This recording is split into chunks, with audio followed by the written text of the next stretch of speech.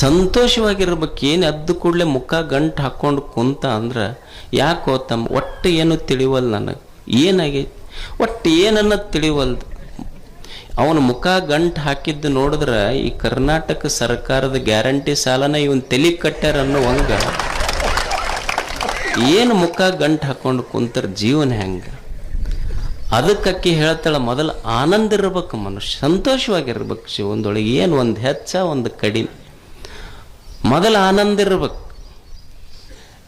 ಆಯ್ತು, ಆನಂದ ಇರ್ಬೇಕಂದ್ರೆ ನಮ್ಮದು ಫಸ್ಟ್ ಬೇಕಾಗಿ ಆಯ್ತು ರೀ, ಆನಂದ ಇರ್ಬೇಕಂತೀವಿ. ಮೊದಲು ಬೇಕಲ್ಲ, ಸರ್ವೇ ಗುಣಾಹ ಕಾಂಚನ ಮಾಶ್ರಯ, ಸಂಪತ್ತು ಬೇಕು ಮನುಷ್ಯ. ಆನಂದ ಇರ್ಬೇಕಂದ್ರೆ ಐಶ್ವರ್ಯ ಬೇಕು. ಮತ್ತು ಐಶ್ವರ್ಯ ಖರೆ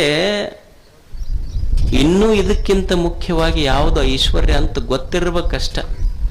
ಆಯ್ತು, ನೀವೆಲ್ಲ ಐಶ್ವರ್ಯ ಇದ್ರೆ ಆರಾಮ್ ಇರ್ತೀವಂತ ಭಾಳ ಮಾಡದ ಪಾಪ ಮುದುಕ ಜಗ್ಗಿ ಅವರು ಹೊಲ ಇವರು ಹೊಲ ತಗೊಂಡು ಖರೀದಿ ಮಾಡಿ 25-30 ಎಕರೆ ಕಬ್ಬು ಹಸ್ತಿತ್ತು. ಮಗ ಸೊಲ್ಲಾಪುರಕ್ಕೆ ಹೋಗಿ 1 ನಂಬರ್ಗೆ ಮುಗಿಸ್ಕೊಂಡು ಬಂದ 25 ಎಕರೆ. ಅಲ್ಲ, ಸಂಪತ್ತಿತ್ತು, ಅದು ಯಾವುದು ಖರೆ ಸಂಪತ್ತು ಅಂತ ಗೊತ್ತಿರಲಿಲ್ಲ ಅದಕ್ಕೆ. ಮತ್ತು ಸಂಪತ್ತು ಯಾವುದು ಅಂತ ಗೊತ್ತಿರ್ಬೇಕಾದ್ರೆ ಏನು ಬೇಕು ಮನುಷ್ಯಾಗ? ಯಾವುದರಿಂದ ಬರೇ ಸಂಪತ್ತಿನಿಂದ ಸಂತೋಷವಾಗಿರೋಕ್ಕಾಗೋದಿಲ್ಲ, ಯಾವುದು ಸಂಪತ್ತು ಅನ್ನುವ ಜ್ಞಾನ ಮನುಷ್ಯನಿಗೆ ಬೇಕಲ್ಲ. ಈಗ ನೀವೊಂದು ಮನೆ ಕಟ್ತೀರಿ, ಮನೆ ಕಟ್ಟಿ ಮನೆ ತುಂಬ ನೀವು ಸೋಫಾ ಸೆಟ್ ತೊಗೊಂಬರ್ರಿ, ಡೈನಿಂಗ್ ಟೇಬಲ್ ತೊಗೊಂಬರ್ರಿ, ಎಲ್ಲ ತೊಗೊಂಬರ್ರಿ. ನೀವು ಎಲ್ಲ ಇಂಪೋರ್ಟೆಡ್ ಮಟೀರಿಯಲ್ ತೊಗೊಂಬರ್ರಿ. ಬೇಕಂದ್ರೆ ಅಮೇರಿಕದ್ದು ಡೈನಿಂಗ್ ಟೇಬಲ್ ತೊಗೊಂಬರ್ರಿ, ಮತ್ತು ಚಲೋ ಇಟಾಲಿಯನ್ ಮಾರ್ಬಲ್ ಹಾಕ್ರಿ, ಜರ್ಮನಿದೆಲ್ಲ ನಳ ಗಿಳ ತೊಗೊಂಬರ್ರಿ, ಎಲ್ಲ ತೊಗೊಂಬರ್ರಿ, ಏನು ತೊಂದರೆ ಇಲ್ಲ. ಜರ್ಮನಿ ನಳ ಹಾಕ್ರಿ, ಚೈನಾದ ಟೈಲ್ ಹಾಕ್ರಿ, ಇಟಲಿ ಮಾರ್ಬಲ್ ಹಾಕ್ರಿ, ಅಮೇರಿಕಾದ ಡೈನಿಂಗ್ ಟೇಬಲ್ ಹಾಕ್ರಿ. ಖರೆ ಮತ್ತು ಅಮೇರಿಕಾದ ಡೈನಿಂಗ್ ಟೇಬಲ್ ಹಾಕಿದ್ರು ಆ ಅಮೇರಿಕದ ಡೈನಿಂಗ್ ಟೇಬಲ್ ಮೇಲೆ ಇಡು ರೊಟ್ಟಿ ಪುಂಡಿ ಪಲ್ಯ ಉಮ್ರಾಜದ್ದಲ್ಲ, ಅದು ಬೇರೆದಾಗಕ್ಕೆ ಸಾಧ್ಯ. ಇಷ್ಟೆಲ್ಲ ಸಾಮಾನು ತೊಗೊಂಬರ್ರಿ. ನೀವು ಸಾಮಾನು ತಗೊಂಡು ಬಂದು ಮನ್ಯಾಗಿಟ್ರು ಸಹಿತ ಮನೆ ತುಂಬಿಲ್ಲ, ಇನ್ನೂ ಖಾಲಿ ಖಾಲಿ ಖಾಲಿ ಐತಿ. ಅಲ್ಲೆಲ್ಲೆಲ್ಲೆಲ್ಲೆಲ್ಲಿ ಸ್ಪೇಸ್ ಐತಿ. ಇನ್ನು ಸಾಮಾನಿಟ್ರ ಮನೆ ತುಂಬಿಲ್ಲ. ನೀ 50 ಲಕ್ಷ ರೂಪಾಯಿ ಮನೆ ಕಟ್ಟಿಸಿ 25-30 ಲಕ್ಷ ರೂಪಾಯಿ ಸೋಫಾ ಸೆಟ್ ಸಾಮಾನು ತಂದಿಟ್ಟು ಅಷ್ಟಿಟ್ರು ಮನೆ ತುಂಬಿಲ್ಲ. ಏನೂ ಮಾಡಬೇಕಾಗಿಲ್ಲ ಮನೆ ತುಂಬಬೇಕಾದ್ರೆ, ಸುಮ್ಮನೆ 1 ರೂಪಾಯಿ ಕೊಟ್ಟು ತಂದು ಮಣ್ಣಿನ ಪಣಿತಿ ದೀಪ ಹಚ್ಚು, ಬೆಳಕು ಮನೆ ತುಂಬತೈತಿ. ಸಾಮಾನು ಮನೆ ತುಂಬಿಲ್ಲ, ಬೆಳಕು ಮನೆ ತುಂಬತೈತಿ. ಹಂಗ ಬದುಕು ತುಂಬಬೇಕಾದ್ರೆ ಒಳಗೆ ಅರಿವಿನ ಬೆಳಕಿರ್ಬೇಕಷ್ಟೇ. ಜ್ಞಾನದ ಬೆಳಕಿನಿಂದ ಬದುಕು ತುಂಬುತ್ತದೆ.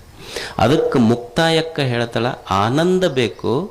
ಒಂದು ಬದುಕು ಸುಂದರವಾಗಿರಬೇಕಾದ್ರೆ ಆನಂದ ಇರಬೇಕು, ಐಶ್ವರ್ಯ ಇರಬೇಕು, ಅರಿವಿರಬೇಕು, ಜ್ಞಾನ ಇರ್ಬೇಕಂತಾಳಕ್ಕೆ.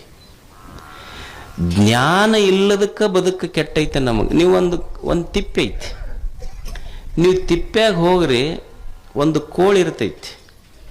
ಕೋಳಿ 20x20 ತಿಪ್ಪಿ ಪೂರ ಕೆಬರ್ತೈತದು. ನೀವು ತುಂಬ ಕಸ ಹಾಕಿರಿ, ನಿಮ್ಮ ಮನ್ಯಾಗಿಂದ ಒಂದು ತೊಲಿ ಬಂಗಾರ ಒಗೆದು ನೋಡ್ರಿ, ಹಿಂಗೆ ಕಾಲೇ ಚಿಮ್ಮತೈತದು.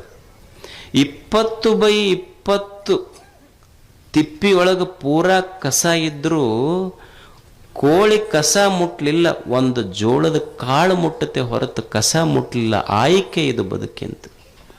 ಅದಕ್ಕೆ ಬಂಗಾರ ಬದುಕಿಸೋದಿಲ್ಲ, ಕಾಳ ಜೋಳ ಬದುಕಿಸ್ತೈತಿ ಅನ್ನುವ ಜ್ಞಾನ ಕೋಳಿಗೈತಿ, ನಮಗಿಲ್ಲ. ಅಂದ್ರೆ ಬದುಕಿನ ಆಯ್ಕೆ ಜ್ಞಾನ ಏನು ಮಾಡ್ತೈತಿ ಅಂದ್ರೆ ಯಾವುದು ಸರಿ, ಯಾವುದು ತಪ್ಪು, ಯಾವುದು ಒಳ್ಳೆಯದು, ಯಾವುದು ಕೆಟ್ಟದ್ದು, ಯಾವುದು ಹಿತ, ಯಾವುದು ಅಹಿತ, ಯಾವುದು ಆತ್ಮ, ಯಾವುದು ಅನಾತ್ಮ, ಹಿಂಗೆ ಬಿಡಿಸಿ ತೋರಿಸ್ತೈತಿ ನಿಮಗೆ. ಜ್ಞಾನ ಅರಿವು ಏನು ಮಾಡ್ತೈತಿ ಅಂದ್ರೆ ಯಾವುದು ಒಳ್ಳೆಯದು, ಯಾವುದು ಕೆಟ್ಟದ್ದು ಬಿಡಿಸಿ ತೋರಿಸ್ತೈತಿ. ನಮ್ಮ ಬದುಕು ಎದಕ್ಕೆ ಕೆಟ್ಟೈತಿ ಅಂದ್ರೆ ನಮಗೆ ಸರಿ ತಪ್ಪುಗಳ ಜ್ಞಾನ ಇಲ್ಲ. ಒಳ್ಳೆಯದು ಕೆಟ್ಟದ್ದು ಯಾವುದಂತ ಗೊತ್ತಿಲ್ಲ, ಅದಕ್ಕೆ ಬದುಕು ಕೆಟ್ಟೈತೆ ನಮ್ಮದು. ಈಗ ನೀವು ಯಾಕೆ ಜ್ಞಾನ ಬೇಕು ಅಂದರೆ, ಈಗ ನೀವು ಏನೋ ಆಗಿರ್ತೈತಿ, ಒಂದು ತಲೆಗೋ ಕೈಗೋ ಕಾಲಿಗೋ ಹೋಗಿ ಒಂದು ಎಕ್ಸ್ರೇ ಮಾಡಿಸ್ತೀರಿ, MRI ಸ್ಕ್ಯಾನ್ ಮಾಡಿಸ್ತೀರಿ. ಆ ಸ್ಕ್ಯಾನ್ ಏನು ಮಾಡ್ತೈತಿ ಅಂದ್ರೆ ಏನೂ ಮಾಡೋದಿಲ್ಲ, ದೋಷ ಎಲ್ಲಿ ಐತಿ ಅಂತ ಗೊತ್ತು ಮಾಡಿಸ್ತೈತಿ. ಹಂಗೆ ಅರಿವು ಜ್ಞಾನ ಇದು ಏನು ಮಾಡ್ತೈತಿ ಅಂದ್ರೆ ಸ್ಕ್ಯಾನ್ ಮಾಡ್ತೈತಿ, ನಾವೆಲ್ಲಿ ತಪ್ಪು ಮಾಡಾಕತ್ತೀವಿ ಅನ್ನುವ ದೋಷ ತೋರಿಸಿಕೊಡ್ತೈತಿ. ಇಟ್ ಈಸ್ ಸ್ಕ್ಯಾನ್ ಸೆಂಟರ್, ಒಂಥರ ಸ್ಕ್ಯಾನ್ ಮಾಡ್ತೈತಿ. ಅದಕ್ಕೆ ಜ್ಞಾನ ಅರಿವು, ಇದರ ಅರ್ಥ ಯಾವುದು ಸರಿ ತಪ್ಪು ಇವುಗಳ ವಿವೇಕ ಗೊತ್ತಿರಬೇಕು ಮನುಷ್ಯಾಗ. ಒಳ್ಳೆಯದು ಕೆಟ್ಟದ್ದು ಹಿತ ಅಹಿತ ಇದರ ವಿವೇಕ ಗೊತ್ತಿರಬೇಕು ಮನುಷ್ಯಾಗ. ಬದುಕಿನಲ್ಲಿ ದುಃಖ ಆಗಿದ್ದು ಇದು ಗೊತ್ತಿಲ್ಲಾರ್ದಕ್ಕಷ್ಟೆ. ನೀವು ಹೆಂಗೆ ಹೇಳ್ತೀರಿ ನೀವು ಗೊತ್ತಿಲ್ಲ ಅಂತ? ಎಲ್ಲ ವ್ಯವಹಾರ ಮಾಡ್ತೀವಲ್ಲ ನಾವು, ನಮಗೇನು ಅಷ್ಟು ಗೊತ್ತಿಲ್ಲ ಅಂದ್ರೆ ಸರಿ ಯಾವುದು ತಪ್ಪು ಯಾವುದು ಅಂತ ಗೊತ್ತಿಲ್ಲ ನಮಗೆ. ಈಗ ನಿಮಗೊಂದು ಪ್ರಾಕ್ಟಿಕಲ್ ಉದಾಹರಣೆ ತಗೊಳ್ರಿ. ಈಗ ಒಂದು ಟೇಬಲ್ ಇಡ್ರಿ, ನೀವು ಒಂದು ಕುರ್ಚಿ ಇಡ್ರಿ, ಇಟ್ಟು ಒಂದು ಲೋಟದಾಗ ಹಾಲು ಇಡ್ರಿ, ಮತ್ತದ ಒಂದು ಮಗ್ಲು ಇನ್ನೊಂದು ಲೋಟದಾಗ ಅಲ್ಕೋ ಹಾಲು ಇಡ್ರಿ. ಅಲ್ಕೋ ಹಾಲು ಅಂದ್ರೆ ಗೊತ್ತಾಕೈತಿಲ್ಲ, ಭಾಳ ಸಾತ್ವಿಕ ಜನ ಗೊತ್ತಾಗೋದಿಲ್ಲ. ಅಲ್ಕೋ ಹಾಲು ಅಂದ್ರೆ ಸರಾಯ್. ಒಂದು ಲೋಟದಾಗ ಹಾಲು ಇಡ್ರಿ, ಒಂದು ಲೋಟದಾಗ ಅಲ್ಕೋ ಹಾಲು ಇಡ್ರಿ. ನೀವು ಕುರ್ಚಿ ಹಾಕಿ ಒಂದು ಹುಡುಗನ ಕೂಡಿಸ್ರಿ. ನೀವು ಹುಡುಗನ ಕೈ ಎಲ್ಲಿ ಹೋಗುತ್ತೆ ಹೇಳ್ರಿ? ಹಾಲಿನ ಕಡೆ ಹೋಗುತ್ತೆ. ಆಯ್ತಾ, ಹುಡುಗನ ನೆಬ್ಬಸ್ರಿ, ಮತ್ತೆ ಹಾಲು ಅಲ್ಕೋ ಹಾಲಿಟ್ಟು ಕುರ್ಚಿ ಹಾಕಿ ಅವ್ರ ಅಪ್ಪನ ಕೂಡಿಸ್ರಿ. ಹಾಲಿನ ಕಡೆ ಕೈ ಹೋತ ಅವ್ರ ಅಪ್ಪಂದಂದ್ರೆ ಅವ್ರ ಮನಿ ದೇವರಾಣೆ ಅದು. ಅವನ ಕೈ ಹೋಗುದು ಅಲ್ಕೋ ಹಾಲಿನ ಕಡೆನೆ. ಅದಕ್ಕೆ ಆ ಹುಡುಗಂತಾನೆ, ಯಪ್ಪ ನಿನಗೆ ಹಾಲು ಕುಡಿದ್ರೆ ಏನಾಗ್ತೈತಿ, ಅಲ್ಕೋ ಹಾಲು ಕುಡಿದ್ರೆ ಏನಾಗ್ತೈತಿ ಅಂತ ನಿನಗೆ ಗೊತ್ತಿಲ್ಲ, ನನಗೆ ಗೊತ್ತೈತಿ. ಅದಕ್ಕೆ ಹಾಲು ಕುಡ್ಕೊಂತಿದ್ದಕ್ಕೆ ನಾವು ಹೋಗಿ ದಿವಸ ತಾಯಿ ತೊಡಿ ಮೇಲೆ ಮುಕ್ಕೊಂತೀನಿ. ನಿನಗೆ ಗೊತ್ತಿರ್ಲಾರ್ದಕ್ಕೆ ನಾಯಿ ತೊಡಿ ಮೇಲೆ ಮುಕ್ಕೊಂಡು ಮನೆಗೆ ಬರ್ತೀನಿ.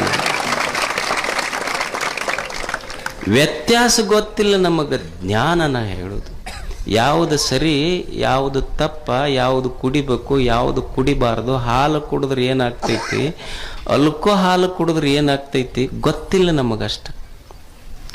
ಅವ ಹೇಳ್ತಿದ್ ನನ್ನ ಗಂಡ ಮನ್ಯಾಗ, ಏನು ಒಂದ ಟೈಪ್ ರುಚಿ ಐತಿ ನೀ ಮಾಡಿದ್ ನನಗೆ ಇಷ್ಟ ಆಗೋದಿಲ್ಲ ಅಂತ ಹಿಂಗೆ ಬೀಸ್ ಹೋಗೋದು. ಒಂದು ದಿವ್ಸ ಪಾಪ ಎಲ್ಲ ರೊಟ್ಟಿ ಪಲ್ಯ ಎಲ್ಲ ಮಾಡಿ ನಿಂತಿತ್ತು, ಹಿಡಿತು ಹೆಣ್ಮಗಳು ಚಾಡಿಸಿ ತಾಟ್ ಹೋಗೋದು. ಆಕಿಗೂ ಎಷ್ಟು ದಿವಸ ಅಂತ ಆಳ್ಕೊಂಡ ಸಿಟ್ಟು ಬಂತು, ಏನಾಗೈತಿ ಹೇಳಿ, ಏನು ಒಂದ ಟೈಪ್ ರುಚಿ ಐತಿ, ಯಾವ ಉಣ್ತಾನಿದೆ ನಾನು.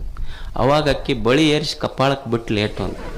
ಅಲ್ಲ, ದಿವಸ ಹೋಗಿ ಕಂಠ ಮಟ್ಟ ಕುಡ್ದು ಬರ್ತಿ, 20 ವರ್ಷ ಆತು ಕುಡಿಯಾಕತ್ತು, ಒಂದ ರುಚಿ ಐತಿ ಅಂತ ಒಮ್ಮೆ ಬಾಟ್ಲಿ ಹೋಗದ ಮನೆಗೆ ಬಂದು ಏನು ದಿವಸ ಕುಡಿದು ಬರ್ತಿ, ಉಂಡ್ರಿ ಏನೈತಿ ನನಗ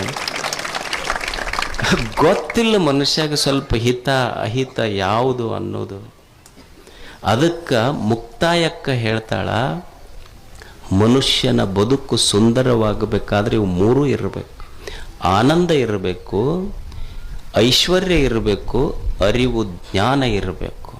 ಮತ್ತು ಇವು ಎಲ್ಲಿ ಸಿಗ್ತಾವ್ರಿ? ಏನರ ಮಾರ್ಕೆಟ್ನಾಗ ಏನರ ಮಾರಾಟಕ್ಕೆ ಇಟ್ಟರೇನು? ಯಾವ್ದಾರ ಒಂದು ಬಿಗ್ ಹಿಂಗೆ ನಿಮ್ಮ ಸಾರಿ ಸೆಂಟರ್ ಗಿಂಟ್ರ ಅದಾವಲ್ಲ ಬಟ್ಟೆ ಅಂಥವೆಲ್ಲರ ಒಂದು ಮಾಲ್ಗಿಲ್ ಅದಾವೇನು ಇದಕ್ಕೆ?